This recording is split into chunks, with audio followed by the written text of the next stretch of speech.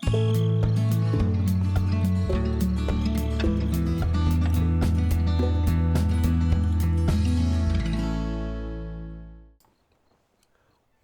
to Thueringer for Farming Simulator 15.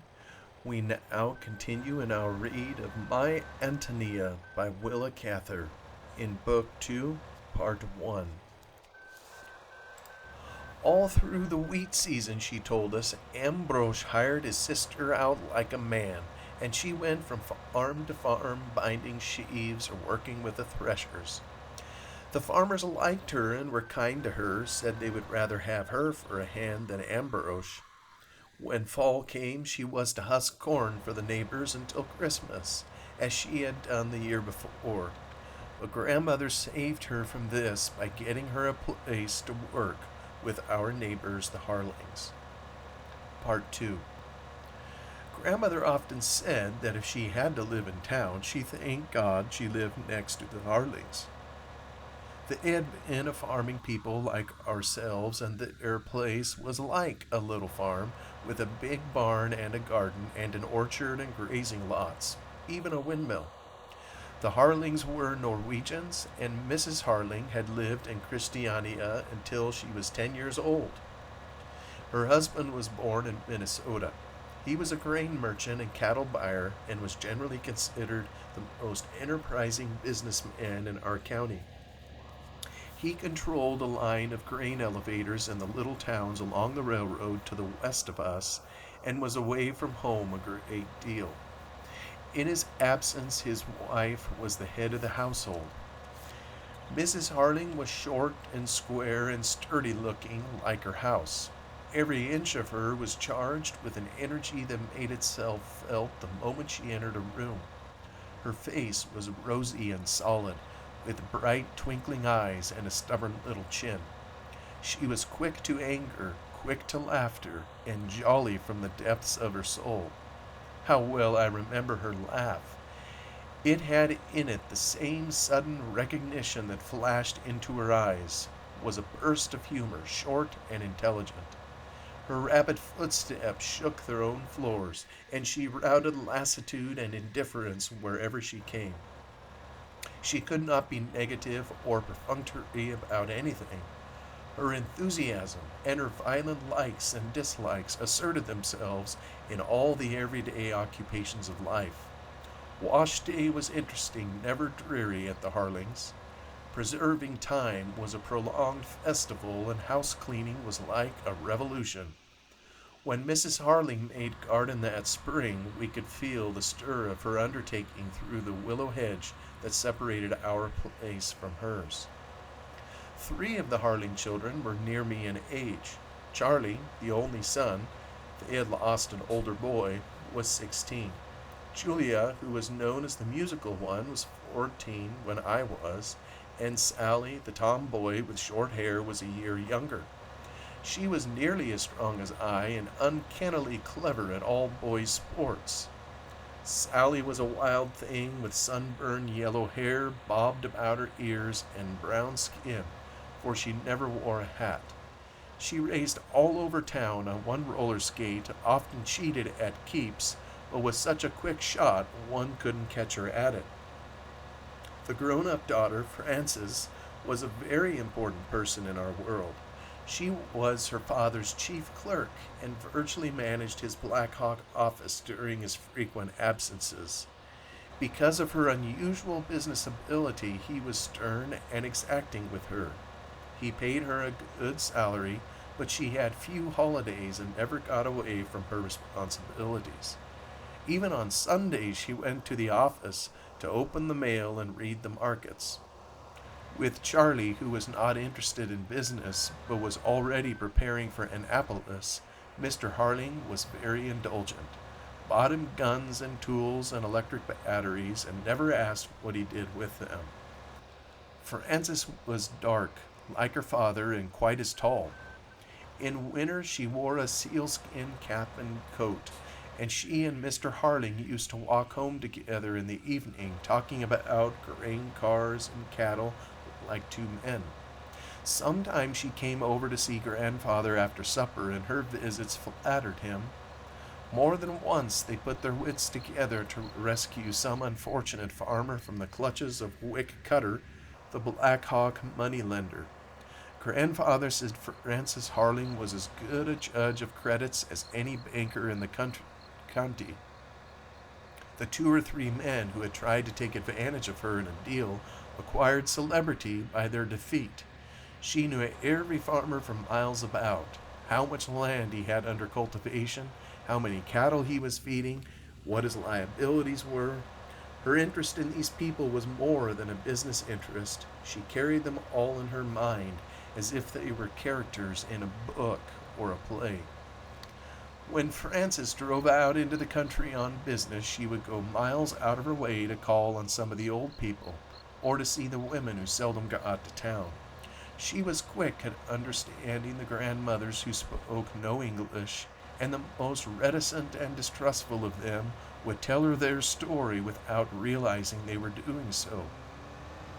She went to the country funerals and weddings in all weathers. A farmer's daughter who was to be married could count on a wedding present from Francis Harling. In August, the Harlings' Danish cook had to leave them. Grandmother entreated them to try Antonia. She cornered Ambrosch the next time he came to town and pointed out to him that any connection with Christian Harling would strengthen his credit and be of advantage to him. One Sunday, Mrs. Harling took the long ride out to the Chimerdises with Francis. She said she wanted to see what the girl came from and to have a clear understanding with her mother. I was in our yard when they came driving home just before sunset. They laughed and waved to me as they passed, and I could see they were in great good humor.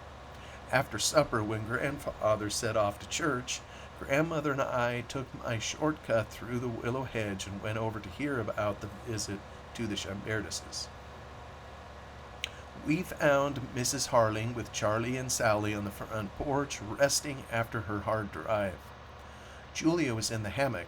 She was fond of repose, and Frances was at the piano playing without a light and talking to her mother through the open window. Mrs. Harling laughed when she saw us coming. "I expect you left your dishes on the table tonight, Mrs. Burden," she called. Frances shut the piano and came out to join us. They had liked Antonia from their first glimpse of her, felt they knew exactly what kind of girl she was. As for Mrs. Chimerda, they found her very amusing. Mrs. Harling chuckled whenever she spoke of her. "I expect I am more at home with that sort of bird than you are, Mrs. Burden. They're a pair, Ambrosch and that old woman." They had had a long argument with Ambrosch about Antonia's allowance for clothes and pocket money. It was his plan that every cent of his sister's wages should be paid over to him each month, and he would provide her with such clothing as he thought necessary. When Mrs. Harling told him firmly that she would keep $50 a year for Antonia's own use, he declared they wanted to take his sister to town and dress her up and make a fool of her. Mrs. Harling gave us a lively account of Ambrosch's behavior throughout the interview, how he kept jumping up and putting on his cap as if he were through with the whole business, and how his mother tweaked his coat-tail and prompted him in Bohemian. Mrs. Harling finally agreed to pay $3 a week for Antonia's services, good wages in those days, and to keep her in shoes. There had been hot dispute about the shoes, Mrs. Chimerda finally saying persuasively that she would send Mrs. Harling 3 fat geese every year to make even. Ambrosch was to bring his sister to town next Saturday. "She'll be awkward and rough at first, like enough," grandmother said anxiously, "but unless she's been spoiled by the hard life she's led, she has it in her to be a really helpful girl." Mrs. Harling laughed at her quick, decided laugh. "Oh, I'm not worrying, Mrs. Burden. I can bring something out of that girl. She's barely 17, not too old to learn new ways. She's good looking, too," she added warmly. Frances turned to grandmother. "Oh, yes, Mrs. Burden, you didn't tell us that. She was working in the garden when we got there, barefoot and ragged, but she has such fine brown legs and arms and splendid color in her cheeks, like those big dark red plums. We were pleased at this praise. Grandmother spoke feelingly. When she first came to this country, Francis, and had that genteel old man to watch over her, she was as pretty a girl as ever I saw. But dear me, what a life she's led out in the fields with those rough threshers. Things would have been very different with poor Antonia if her father had lived. The Harlings begged us to tell them about Mr. Shimerda's death in the big snowstorm. By the time we saw grandfather coming home from church, we had told them pretty much all we knew of the Shimerdas. The girl will be happy here, and she'll forget those things, said Mrs. Harling confidently as we rose to take our leave. Part 3. On Saturday, Ambrose drove up to the back gate, and Antonia jumped down from the wagon and ran into our kitchen, just as she used to. She was wearing shoes and stockings and was breathless and excited. She gave me a playful shake by the shoulders. "You ain't forget about me, Jim." Grandmother kissed her. "God bless you, child. Now you've come. You must try to do right and be a credit to us." Antonia looked eagerly about the house and admired everything. "Maybe I be the kind of girl you like better, now I come to town," she suggested hopefully. How good it was to have Antonia near us again, to see her every day and almost every night. Her greatest fault, Mrs. Harling found, was that she so often stopped her work and fell to playing with the children. She would race about the orchard with us, or take sides in our hay fights in the barn, or be the old bear that came down from the mountain and carried off Nina. Tony learned English so quickly that by the time school began, she could speak as well as any of us. I was always jealous of Tony's admiration for Charlie Harling. Because he was always first in his classes at school and could mend the water pipes or the doorbell and take the clock to pieces, she seemed to think him a sort of prince. Nothing that Charlie wanted was too much trouble for her. She loved to put up lunches for him when he went hunting, to mend his ball gloves and sew buttons on his shooting coat, bake the kind of nut cake he liked, and fed his setter dog when he was away on trips with his father. Antonia had made herself cloth working slippers out of Mr. Harling's old coats, and in these she went padding about after Charlie, fairly panting with eagerness to please him. Next to Charlie, I think she loved Nina best. Nina was only 6, and she was rather more complex than the other children. She was fanciful, had all sorts of unspoken preferences, and was easily offended. At the slightest disappointment or displeasure, her velvety brown eyes filled with tears, and she would lift her chin and walk silently away. If we ran after her and tried to appease her, it did no good. She walked on unmollified. I used to think that no eyes in the world could grow so large or hold so many tears as Nina's. Mrs. Harling and Antonia invariably took her part. We were never given a chance to explain. The charge was simply, "You have made Nina cry. Now Jimmy can go home, and Sally must get her arithmetic." I liked Nina too. She was so quaint and unexpected, and her eyes were lovely, but I often wanted to shake her. We had jolly evenings at the Harlings when father was away.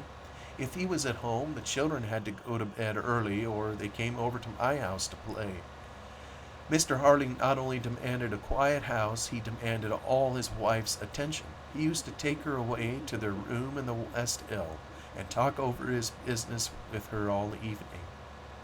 Though we did not realize it then, Mrs. Harling was our audience when we played, and we always looked to her for suggestions. Nothing flattered one like her quick laugh. Mr. Harling had a desk in his bedroom, and his own easy chair by the window in which no one else ever sat. On the nights when he was at home, I could see his shadow on the blind, and it seemed to me an arrogant shadow. Mrs. Harling paid no heed to anyone else if he was there. Before he went to bed, she always got him a lunch of smoked salmon or anchovies and beer. He kept an alcohol lamp in his room and a French coffee pot, and his wife made coffee for him at any hour of the night he happened to want it. Most Black Hawk fathers had no personal habits outside their domestic ones. They paid the bills, pushed the baby carriage after office hours, moved the sprinkler about over the lawn, and took the family driving on Sunday. Mr. Harling, therefore, seemed to me autocratic and imperial in his ways. He walked, talked, put on his gloves, shook hands, like a man who felt that he had power. He was not tall, but he carried his head so haughtily that he looked a commanding figure, and there was something daring and challenging in his eyes. I used to imagine that the nobles of whom Antonia was always talking probably looked very much like Christian Harling, wore caped overcoats like his, and just such a glittering diamond upon the little finger. Except when the father was at home, the Harling house was never quiet. Mrs. Harling and Nina and Antonia made as much noise as a house full of children, and there was usually somebody at the piano. Julia was the only one who held down to regular hours of practicing, but they all played. When Frances came home at noon, she played until dinner was ready. When Sally got back from school, she sat down in her hat and coat and drummed the plantation melodies that Negro minstrel troops brought to town. Even Nina played the Swedish wedding march. Mrs. Harling had studied the piano under a good teacher, and somehow she managed to practice every day. I soon learned that if I were sent over on an errand and found Mrs. Harling at the piano, I must sit down and wait quietly until she turned to me. I could see her at this moment, her short, square person planted firmly on the stool, her little fat hands moving quickly and neatly over the keys, her eyes fixed on the music with intelligent concentration. Part 4. I won't have none of your weevily wheat, and I won't have none of your barley, but I'll take a measure of fine white flour to make a cake for Charlie. We were singing rhymes to tease Antonia while she was beating up one of Charlie's favorite cakes in her big mixing bowl. It was a crisp autumn evening, just cold enough to make one glad to quit playing tag in the yard and retreat into the kitchen. We had begun to roll popcorn balls with syrup when we heard a knock at the back door, and Tony dropped her spoon and went to open it. A plump, fair-skinned girl was standing in the doorway. She looked demure and pretty, and made a graceful picture in her blue cashmere dress and little blue hat, with a plaid shawl drawn neatly about her shoulders and a clumsy pocketbook in her hand. "Hello, Tony. Don't you know me?" she asked in a smooth, low voice, looking in at us archly. Antonia gasped and stepped back. "Why, it's Lena! Of course I didn't know you so dressed up." Lena Lingard laughed as if this pleased her. I had not recognized her for a moment either. I had never seen her before, with a hat on her head, or with shoes and stockings on her feet, for that matter, and here she was, brushed and smoothed and dressed like a town girl, smiling at us with perfect composure. "Hello, Jim," she said carelessly, as she walked into the kitchen and looked about her. "I've come to town to work too, Tony." "Have you now? Well, ain't that funny?" Antonia stood ill at ease and didn't seem to know just what to do with her visitor. The door was open into the dining room where Mrs. Harling sat crocheting and Frances was reading. Frances asked Lena to come in and join them. "You are Lena Lingard, aren't you? I've been to see your mother, but you were off herding cattle that day. Mama, this is Chris Lingard's oldest girl." Mrs. Harling dropped her worsted and examined the visitor with a quick, keen eyes. Lena was not at all disconcerted. She sat down in the chair Frances pointed out, carefully arranging her pocketbook and gray cotton gloves on her lap. We followed with our popcorn, but Antonia hung back. She said she had to get her cake into the oven. "So you have come to town," said Mrs. Harling, her eyes still fixed on Lena. "Where are you working?" "For Mrs. Thomas, a dressmaker. She is going to teach me how to sew. She says I have quite a knack. I'm through with the farm. There ain't any end to work on a farm, and always so much trouble happens. I'm going to be a dressmaker." "Well, there'll have to be dressmakers. It's a good trade. But I wouldn't run down the farm if I were you," said Mrs. Harling rather severely. "How is your mother?" "Oh, Mother's never very well. She has too much to do. She'd get away from the farm, too, if she could. She was willing for me to come. After I learn to do sewing, I can make money and help her." "See that you don't forget to," said Mrs. Harling skeptically as she took up her crocheting again and sent the hook in and out with nimble fingers. "No, ma'am, I won't," said Lena blandly. She took a few grains of the popcorn we pressed upon her, eating them discreetly and taking care not to get her fingers sticky. Frances drew her chair up nearer to the visitor. "I thought you were going to be married, Lena," she said teasingly. "Didn't I hear that Nick Svensson was rushing you pretty hard?"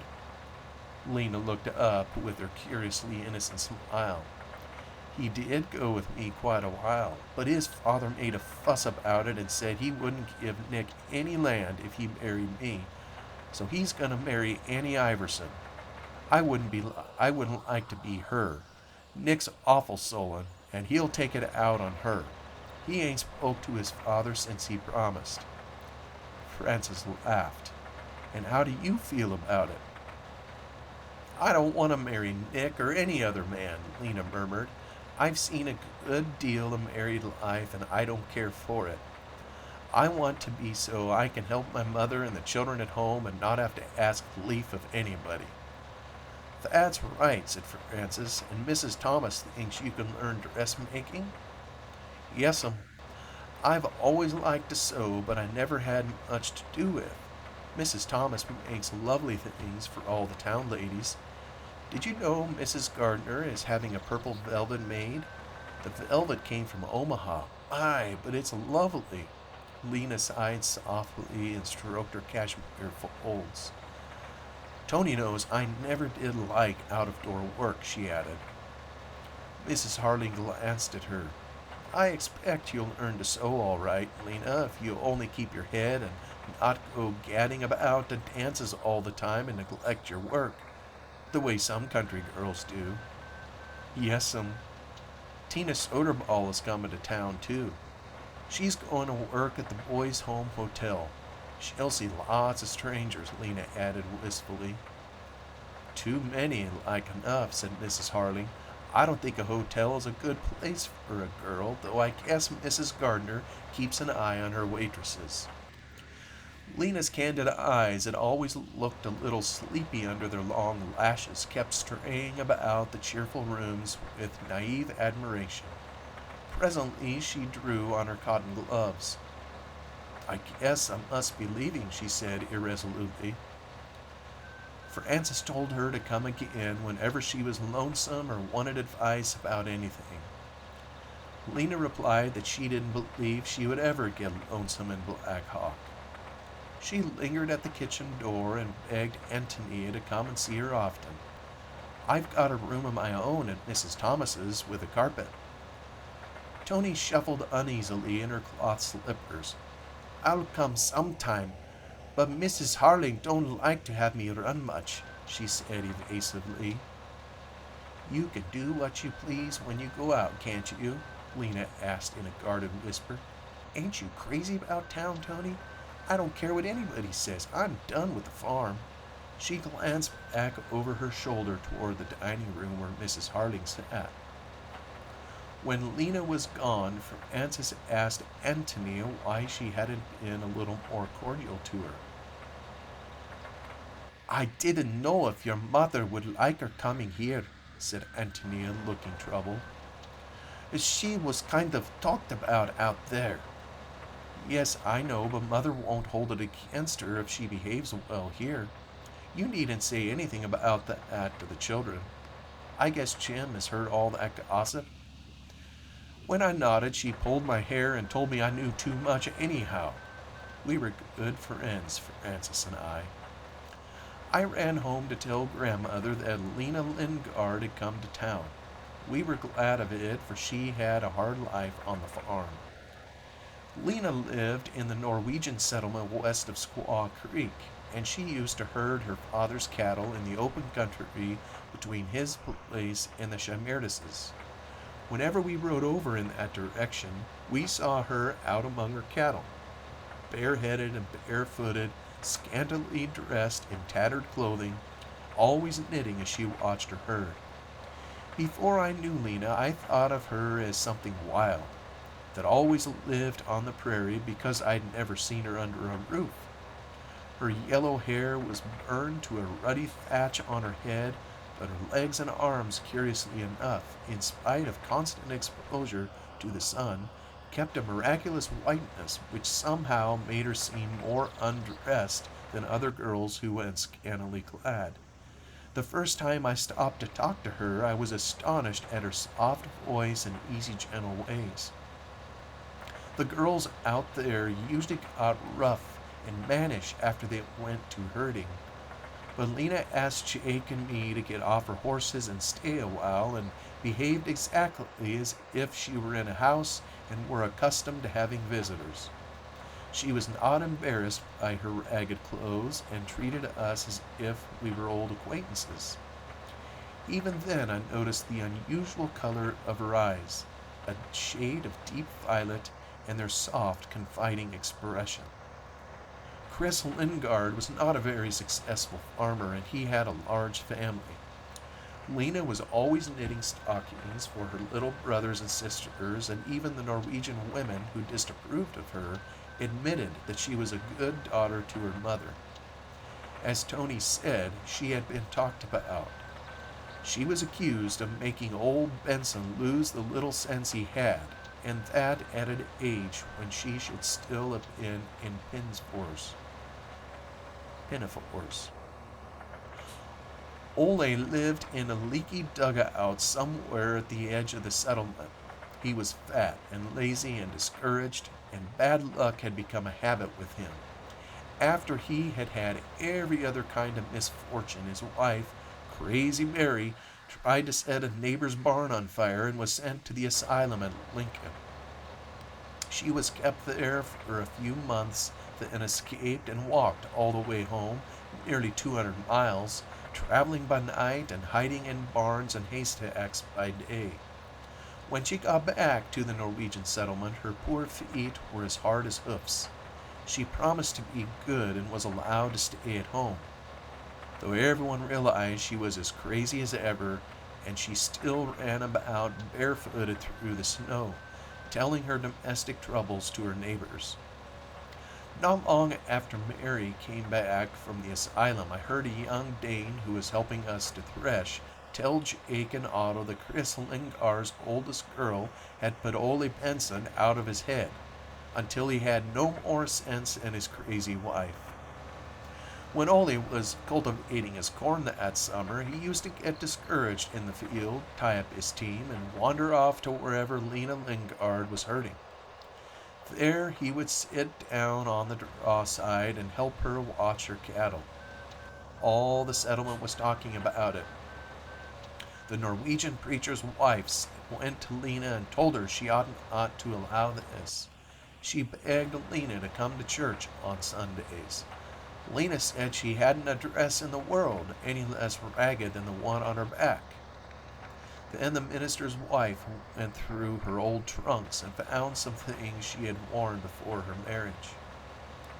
The next Sunday, Lena appeared at church, a little late, with her hair done up neatly on her head like a young woman, wearing shoes and stockings and the new dress which she had made over for herself very becomingly. The congregation stared at her. Until that morning, no one, unless it were Ole, had realized how pretty she was or that she was growing up.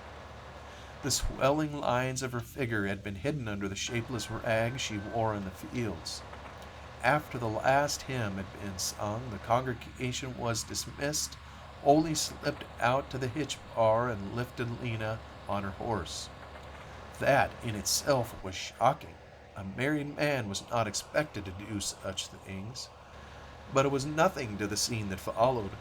Crazy Mary darted out from the group of women at the church door and ran down the road after Lena, shouting horrible threats. "Look out, you Lena Lingard, look out! I'll come over with a corn knife one day and trim some of that shape off of you. Then you won't sail around so fine making eyes at the men." The Norwegian women didn't know where to look. They were formal housewives, most of them, with a severe sense of decorum. But Lena Lingard only laughed her lazy, good-natured laugh and rode on, gazing back over her shoulder at Ole's infuriated wife. The time came, however, when Lena didn't laugh. More than once, Crazy Mary chased her across the prairie and round the Chimerdas' cornfield. Lena never told her father. Perhaps she was ashamed. Perhaps she was more afraid of his anger than of the corn knife. I was at the Chimerdas' one afternoon when Lena came bounding through the red grass as fast as her white legs could carry her. She ran straight into the house and hid in Antonia's feather bed. Mary was not far behind. She came right up to the door and made us feel how sharp her blade was, showing us very graphically just what she meant to do to Lena.